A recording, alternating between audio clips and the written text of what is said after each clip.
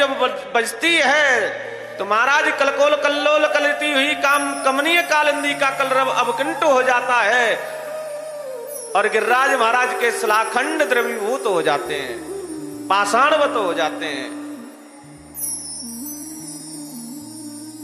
ये वेणु की महिमा है।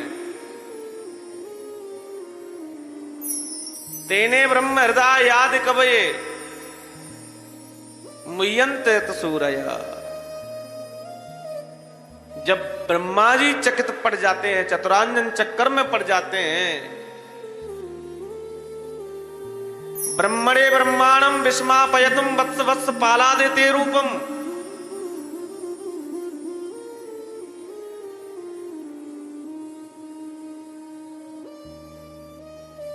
ब्रह्मा याद भी भगवान की परीक्षा ले रहे हैं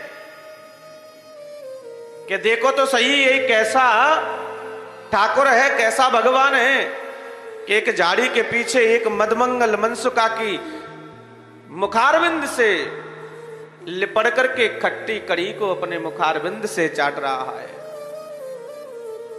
मुझे तो नहीं लगता कि कैसा भगवान है, अब कोई भगवान नहीं है, इसकी परीक्षा लेनी चाहिए।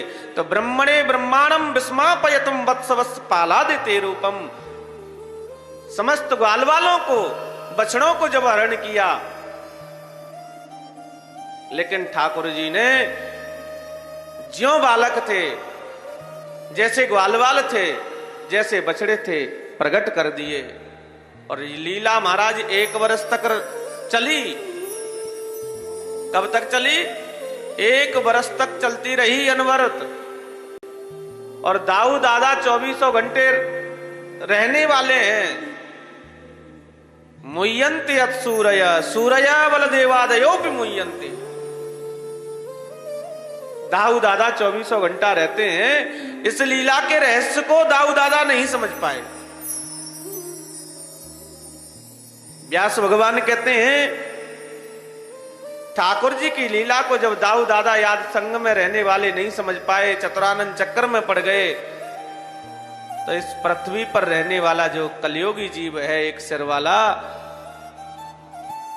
इसकी समझ में आना बड़ी टेढ़ी खीर है।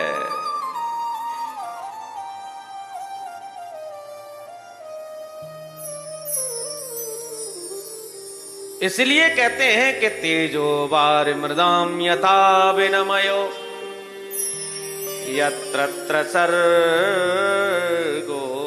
मृषा।